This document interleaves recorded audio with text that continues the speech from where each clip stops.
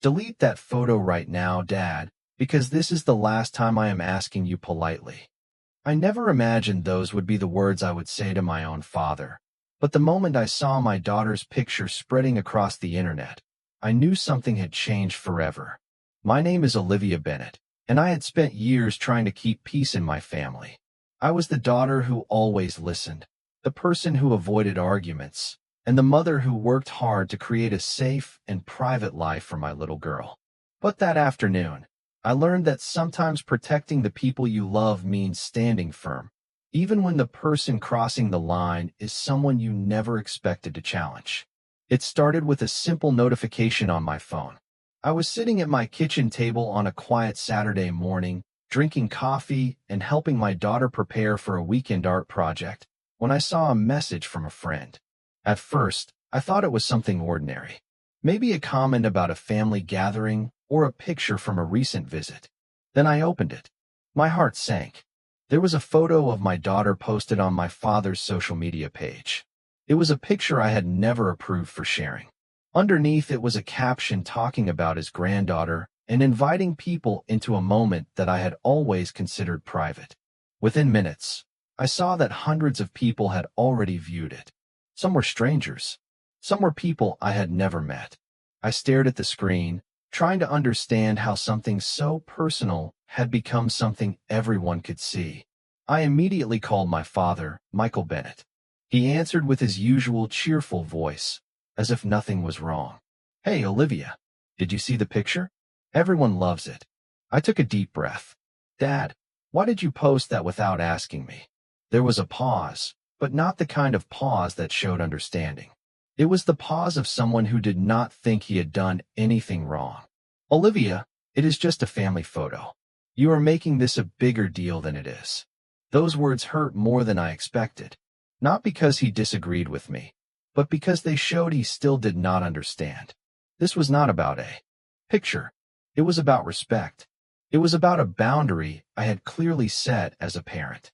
I had always believed that family meant supporting each other, but support also meant listening when someone said something mattered to them. "Dad, I need you to remove it," I said calmly. "This is not about embarrassing you or starting a fight. This is about my daughter's privacy." He laughed softly. "You worry too much. Everyone shares pictures online now." I looked at the photo again. My daughter was innocent and unaware of the conversation happening around her. She trusted the adults in her life to make good decisions for her. That responsibility belonged to me. And in that moment, I realized something painful. My father was not ignoring a small request. He was ignoring my role as a mother. For years, Michael had seen me as the daughter who would eventually forgive everything. The daughter who would smile, move on, and avoid conflict. But he had never seen the woman I had become. The woman responsible for protecting another person. I gave him one more chance. "Dad, please take it down. I am serious." He responded with the same confidence he had always carried. "You will calm down eventually." That sentence stayed with me, because for the first time, I understood that he was not waiting for a conversation. He was waiting for me to give up. And that was the moment I stopped arguing and started thinking. I opened my phone, saved the post, saved the comments, and saved every detail I might need later. I was not trying to punish my father. I was trying to protect my daughter.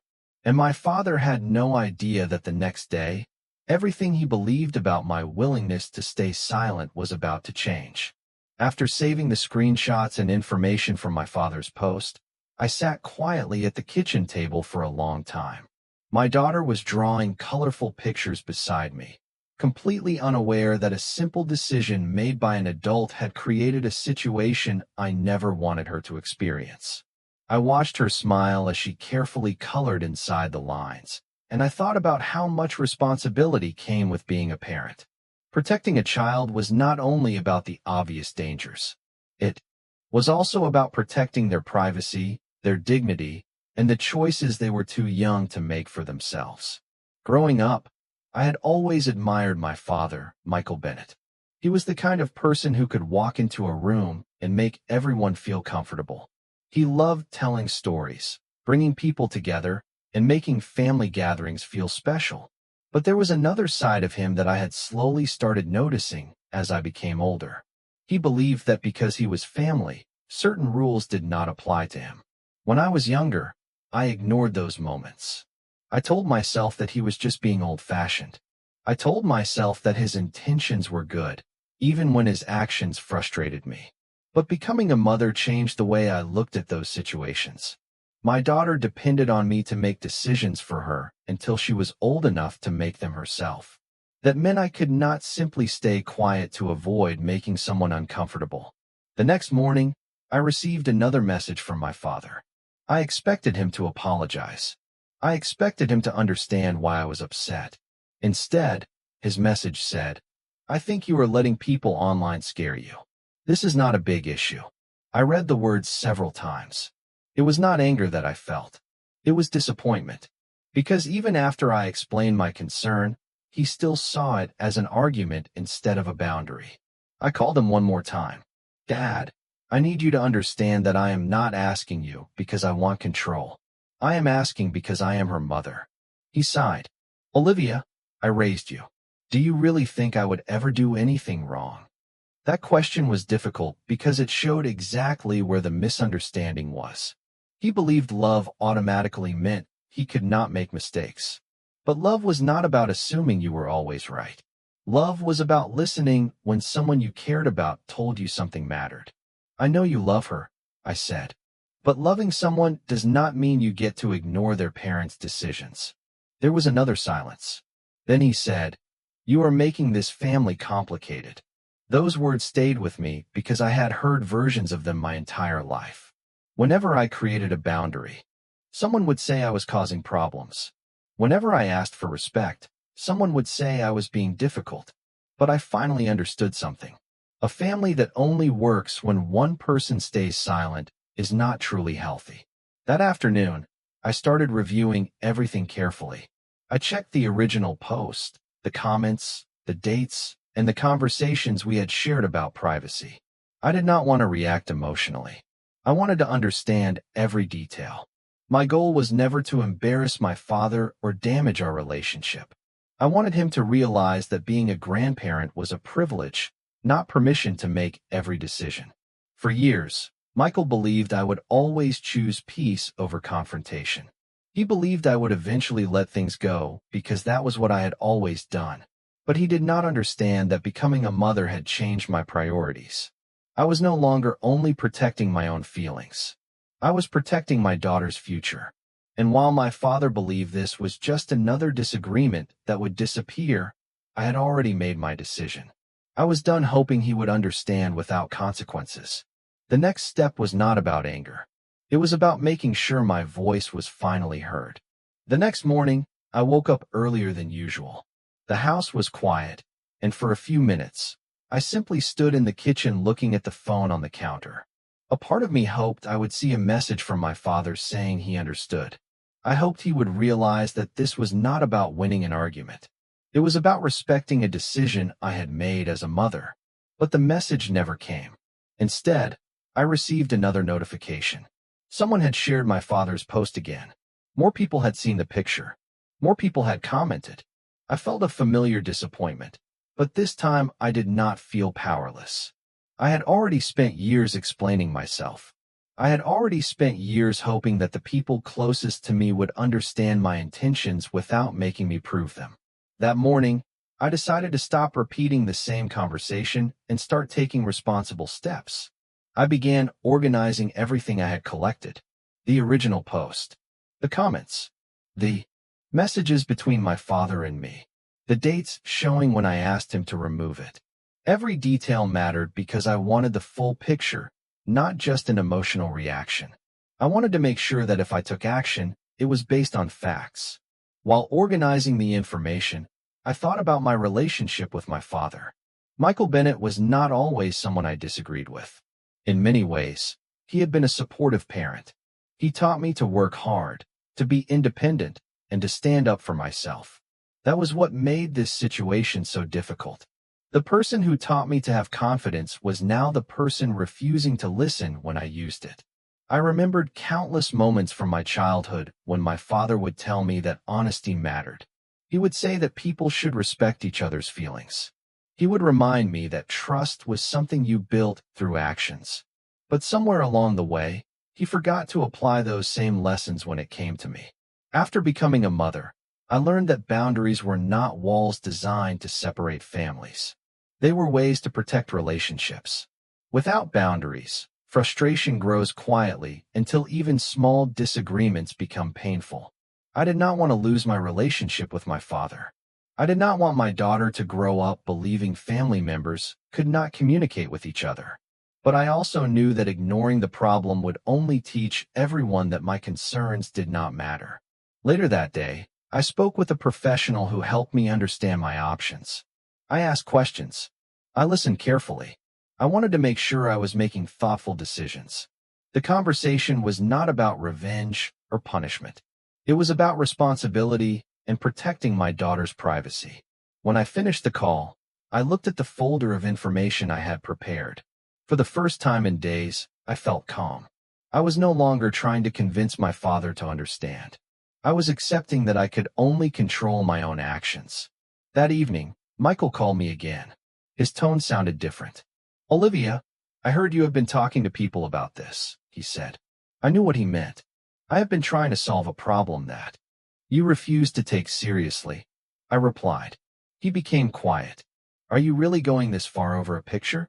I looked toward my daughter's room and thought about everything this represented. "Dad, this was never just a picture. It was about whether my voice as her mother mattered." He did not respond immediately. Maybe he finally understood. Or maybe he was still trying to believe I would change my mind. But one thing was clear. The person who always avoided difficult conversations was gone. I was still the same daughter who cared about her family. I was just no longer willing to sacrifice my responsibility as a mother to keep everyone comfortable. And the next step would show my father that my boundaries were not empty words. The following morning, I received an unexpected call that confirmed something I had already begun to understand. My father was not upset because he realized he had crossed a line. He was upset because he believed I had stopped accepting his decisions without question. "Olivia, I think you are taking this too far," Michael said. His voice was calm, but I could hear the frustration behind every word. "This is becoming a bigger issue than it needs to be." I sat quietly at my kitchen table, looking at the folder of information I had prepared. For years, I had been the person who tried to make difficult situations easier for everyone else. I was the one who changed my plans, softened my words, and ignored my own feelings to avoid conflict. But this time was different. This was not only about me anymore. "Dad," I said, "I need you to understand something. I am not trying to create a problem. I am trying to solve one that you refuse to acknowledge." There was silence on the other end of the phone. "I am your father," he finally said. "I would never do anything to hurt you." I closed my eyes for a moment because I knew he believed that. That was what made everything complicated. Michael did not see himself as someone causing harm. He saw himself as someone who loved his family. But love without respect could still create damage. "I know you love me," I answered. "But loving me does not mean you always know what is best for me or my daughter." After the call ended, I spent the afternoon reviewing every detail again. I wanted to be certain that I understood the situation clearly. I did not want emotion to guide my choices. I wanted facts. I wanted responsibility. I wanted a solution that protected my daughter while leaving room for my family to understand why this mattered. That evening, I received a message from my father asking if we could meet. For a moment, I wondered if this was the conversation I had been waiting for. Maybe he was finally ready to listen. Maybe he finally understood that this was not about embarrassing him. The next day, we met at a quiet coffee shop near his neighborhood. Michael arrived with the same confidence he always carried, but I noticed something different in his expression. He seemed less certain than before. "Olivia," he began, "I have been thinking about everything." I waited. Maybe I should have asked before posting the picture. It was not a full apology, but it was the first sign that he was beginning to see the situation differently. "Dad, I appreciate you saying that," I replied. "But I need you to understand why it mattered. I explained that being a parent meant making careful decisions for a child who could not make them alone. I explained that family members could still make mistakes, but they needed to respect boundaries when they were clearly communicated. Michael listened, but I could tell he was struggling with the idea that his intentions did not automatically erase the impact of his actions. I just wanted to share a happy moment, he said. I know, I replied. And that is why this hurts. I know you were not trying to cause a problem, but good intentions do not replace permission. Those words stayed between us. For the first time, my father seemed to understand that I was not attacking him. I was asking him to see me as an adult and as a mother. However, when I thought the conversation might finally move forward, Michael asked a question that changed everything. Are you really considering taking legal steps over this? I looked at him carefully. I am considering making sure my daughter's privacy is respected. He looked surprised. Olivia, we are family. I nodded slowly. Exactly. That is why I hoped you would understand without me having to take further steps. The conversation ended without a perfect resolution, but something important had changed. My father finally saw that I was serious. He understood that I was no longer the daughter who would quietly accept everything to keep peace. And while he still did not know what would happen next, I knew one thing. The next decision was no longer about convincing him. It was about protecting what mattered most. The days after my conversation with my father felt different. Nothing had officially changed yet, but I could sense that the balance between us had shifted. For the first time, Michael understood that I was not making an emotional decision. I was making a responsible one. Still, I knew that understanding and acceptance were two completely different things. Some people can hear the truth and immediately accept it. Others need time because admitting they were wrong means admitting they have to change. During that week, I focused on my daughter and our normal routine. I did not want her to feel the tension surrounding the situation. She deserved a childhood filled with happiness, not the weight of adult disagreements. Every evening, we worked on her art projects, read books together, and enjoyed the simple moments that reminded me why I had made this choice in the first place. One afternoon, I received a call from someone I did not expect to hear from. It was my brother, Ethan Bennett. Olivia, I heard what happened with Dad, he said. His voice sounded uncertain. I think everyone is worried about where this is going. I leaned back in my chair and looked outside the window. What exactly are they worried about? I asked. There was a pause. They think you are making things too serious. Hearing those words did not surprise me. It was the same pattern I had experienced my entire life. When someone else ignored a boundary, the focus often shifted to how I responded instead of what caused the problem. Ethan, do you think I wanted this situation? I asked. Do you think I wanted to have difficult conversations with our family? I asked Dad to respect. One simple request. My brother was quiet. I know, he finally said. I just think people are having a hard time understanding. I understood that. Change is uncomfortable, especially for families who are used to one person always giving in. But I also knew that keeping peace by ignoring problems only creates bigger problems later. A few days later, I received confirmation that formal steps had been taken regarding the situation. When the notice arrived, I held it in my hands for a moment. It was not a victory. It was not something I celebrated. It was simply confirmation that my concerns were being taken seriously. I knew my father would be surprised. I knew some family members would question my decision. But I also knew I had tried every other option first. I had talked. I had explained. I had asked respectfully. The next morning, Michael called me. His voice sounded different from before. Olivia, I received the notice. I took a deep breath. Okay. I never thought you would actually do this. His words were not angry. They sounded more like disbelief. Dad, I never wanted it to reach this point. But you did. I heard the disappointment in his voice. I looked at the photo of my daughter sitting on the shelf near me. No, Dad. The point where we reached happened when you decided my request did not matter. The conversation became quiet. For years, my father had believed my patience meant I would always forgive everything. He had mistaken kindness for weakness. But kindness and boundaries could exist together. I want you to know something, I said. I still love you. I still want you in my daughter's life. But being family does not mean we can ignore each other's choices. Michael did not answer immediately. Then he asked, "Do you really think I would ever intentionally hurt my granddaughter?" I closed my eyes. "No, Dad. I do not think that. But sometimes people can cause problems without intending to. That is why listening matters." After we ended the call, I sat quietly for a while. I knew the hardest part was not sending notices or collecting evidence.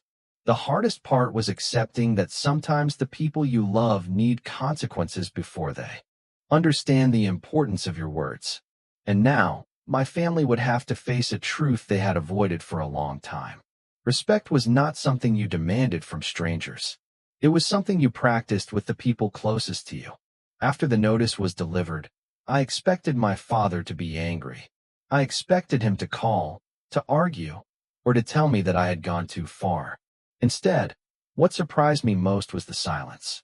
For several days, Michael Bennett did not contact me. There were no messages, no explanations, no attempts to convince me to change my mind. At first, I wondered if he was simply waiting for me to give up like I had done so many times before. But as the days passed, I began to realize that maybe, for the first time, he was actually thinking about what had happened. During that time, I continued focusing on my daughter and our daily life. I wanted her world to remain peaceful. She did not need to know about disagreements between adults. She only needed to know that she was loved and protected. One evening, while we were sitting together at the kitchen table working on a school project, she looked at me and asked, "Mom, are you okay?" The question surprised me because children often notice more than adults realize. I smiled and told her, "Yes, sweetheart. I am okay. I am just making sure we always take care of the people we love." After she went to bed, I sat alone and thought about how different my life looked compared to a few years earlier. I had spent so much time trying to be the daughter everyone expected me to be. The daughter who never caused problems. The daughter who always found a way to forgive. But becoming a mother taught me that protecting someone else sometimes requires you to stop avoiding difficult conversations. A few days later, my phone rang. It was my father. I answered, but neither of us spoke immediately. Finally, Michael said, "Olivia, I have been thinking about everything." I listened carefully. "I went back and looked at the messages you sent me before this happened," he continued. "I realized something. You were not trying to control me. You were trying to explain why this mattered." Those words were not easy for him to say, and I could hear that. My father was a proud man. Admitting a mistake had never been something he did easily. "Dad," I said, "that is all I wanted. I wanted you to understand why I was asking." He took a deep breath. "I think I made a mistake because I believed being family meant I automatically had permission." I stayed quiet because that was the first time he had acknowledged the real issue. Not the photo, not the notice, the permission. "You are right," he said. "I should have asked you first." For years, I had waited to hear those words. But hearing them now came with mixed emotions. I was grateful, but I also knew an apology could not erase the moment that brought us here. Trust was rebuilt through consistent choices, not one conversation. "I appreciate you saying that," I told him. "But I need you to understand that things have to be different moving forward." Michael agreed. "I understand." The conversation was not perfect. There were still uncomfortable moments. There were still things we needed to work through. But something important had changed. My father was finally listening instead of defending himself. Later that week, my brother Ethan called me again. This time, his voice sounded different. "I talked to Dad," he said. "I think I understand now." I asked him what changed. I realized everyone was focusing on how serious your response was, but nobody was asking why you felt like you had to respond that way. That sentence meant more than he probably knew, because that was the lesson my family needed to learn. Boundaries were not created because people stopped loving each other. Sometimes boundaries were created because people wanted relationships to survive. As I looked at my daughter playing in the backyard that afternoon, I felt a sense of peace I had not felt in weeks. The situation was not completely over. There were still conversations ahead and trust that needed to be rebuilt. But for the first time, I no longer felt like I was fighting to be heard. My family had finally started listening. After the conversation with my father, I expected things to become easier. But rebuilding trust is not something that happens overnight. An apology can open the door, but the choices people make after that are what determine whether a relationship can truly heal. For the first time in a long time, I saw my father making an effort. It was not dramatic. There were no big speeches or sudden promises. Instead, there were small changes that showed he was finally paying attention. He started asking before sharing anything about my daughter. He stopped assuming that family connections gave him automatic permission. He began understanding that respect was not a sign of distance. It was the foundation of a healthy relationship. One afternoon, Michael came over to visit. In the past, visits often followed the same pattern. He would arrive with gifts, share stories, and make decisions without asking what I thought. But this time was different. He stood at the door and waited for me to invite him inside. That small moment showed me more than words could. "I brought something for your daughter," he said. "But I wanted to check with you first." I smiled because it was such a simple thing, yet it represented a major change. "Thank you for asking," I replied. My daughter ran toward him excitedly, and I watched them together. That was what I had wanted all along. I never wanted to remove my father from her life. I wanted their relationship to be built on trust and respect. Later that evening, after my daughter went to sleep, Michael and I sat in the living room. The conversation was not about the legal notice anymore. It was about everything that had happened before. "I have been thinking about when you were growing up," he said. "I always believed I was protecting you by making decisions for you. I did not realize that sometimes I was not allowing you to become your own person." Hearing that from my father was unexpected.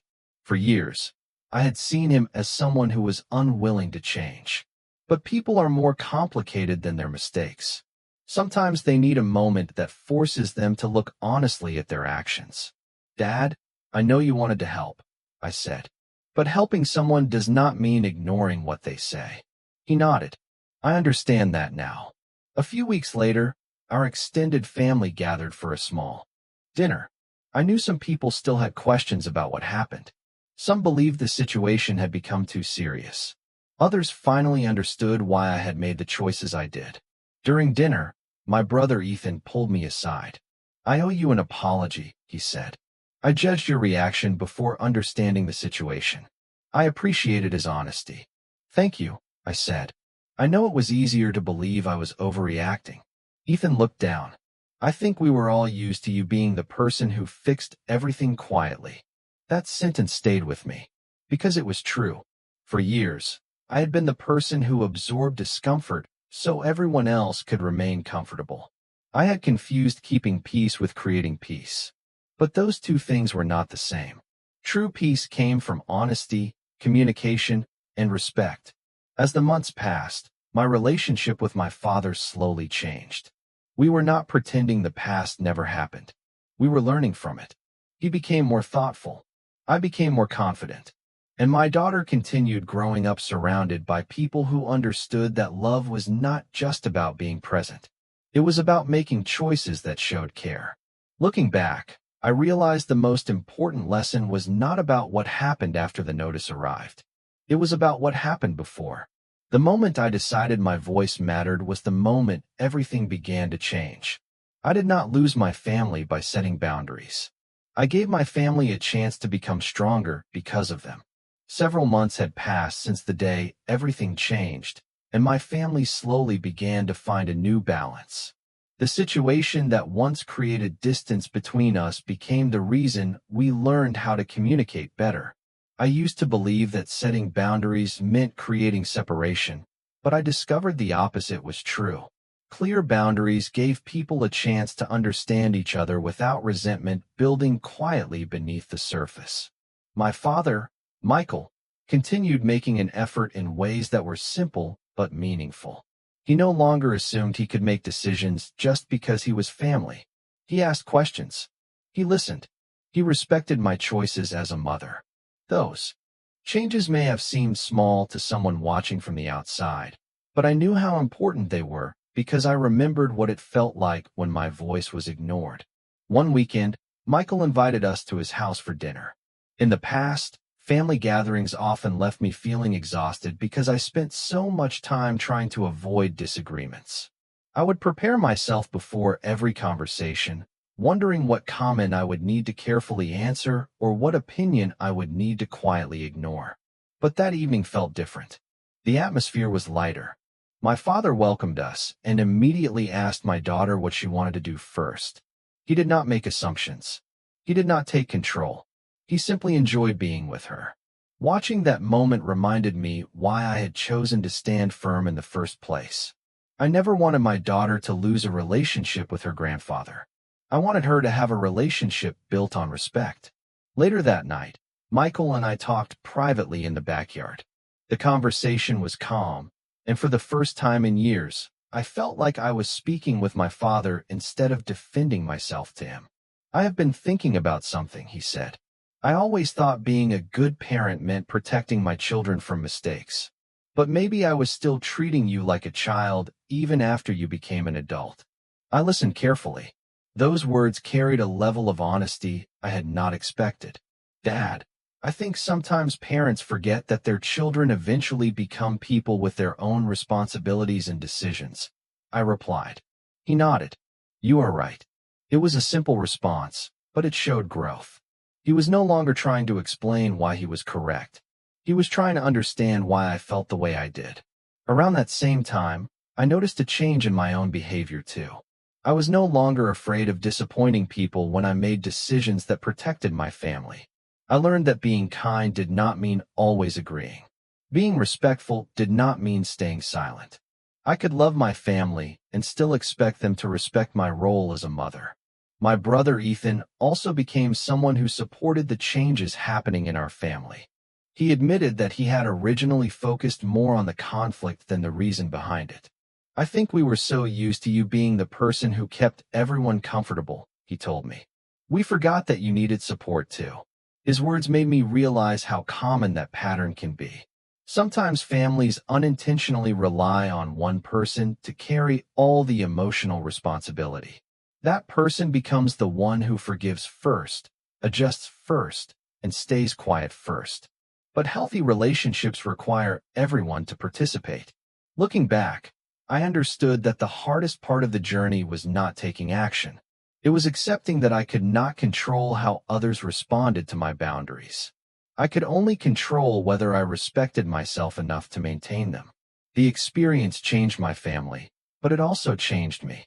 I became more confident, more patient, and more willing to have honest conversations. The relationship I had with my father was not perfect, but it was more genuine than before. We were no longer pretending everything was fine. We were choosing to make things better. And that difference made all the difference. 1 year after the day everything changed, I found myself sitting in the same kitchen where I had once questioned whether my family would ever understand me. The room looked exactly the same, but I was not the same person anymore.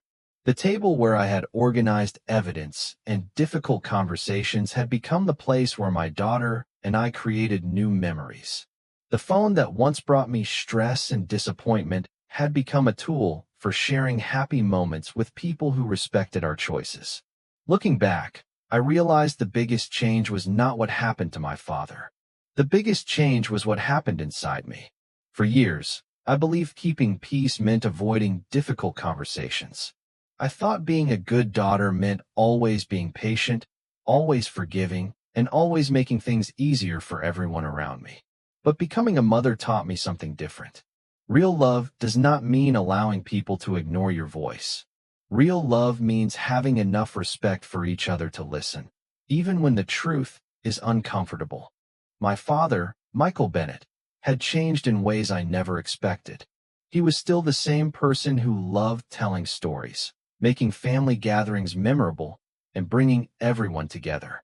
But now there was a difference. He understood that love and respect had to exist together.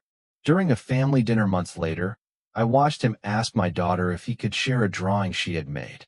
It was such a simple question, but I noticed it immediately. The old Michael would have assumed. The new Michael asked. My daughter happily agreed, and they shared that moment together. No arguments. No tension. Just trust. After dinner, my father and I sat outside, while everyone else continued talking inside. The evening was peaceful, and for once, neither of us needed to defend our choices. I want you to know something, he said. I am proud of the way you handled everything. I looked at him, surprised. Even though it was difficult? I asked. He nodded. Especially because it was difficult. You did not act out of anger. You acted because you cared. Hearing that from him meant more than he probably realized. Not because I needed his approval, but because it showed that he finally understood my intentions. I also want you to know, he continued, that I am sorry I made you feel like your voice did not matter. I accepted his apology because it was sincere, but I also knew that forgiveness was not about pretending the past never happened. Forgiveness was about recognizing growth and allowing people the opportunity to do better. My relationship with my father was stronger because we stopped pretending everything was perfect. We learned how to communicate honestly. We learned how to respect differences. We learned that family is not defined by never making mistakes. Family is defined by how people respond after those mistakes happen. My daughter will probably never remember the difficult conversations that happened around her. She will not remember the notifications, the disagreements, or the stress that came with protecting her privacy. What I hope she remembers is something much more important. I hope she remembers growing up in a family where people learn to listen. I hope she remembers that her feelings mattered. I hope she learns that kindness and confidence can exist together. The experience changed the way I saw myself. I no longer viewed boundaries as something that pushed people away. I saw them as something that allowed relationships to become healthier. I did not lose my father by standing up for my daughter. I gained a relationship with him that was built on honesty instead of assumptions. In the end, the lesson was never about a photo or a disagreement. It was about understanding that the people closest to us are not automatically entitled to every choice we make. Love gives people a place in our lives. Respect shows them how to stay there. And sometimes the strongest way to protect a family is not by staying silent, but by having the courage to say what truly matters.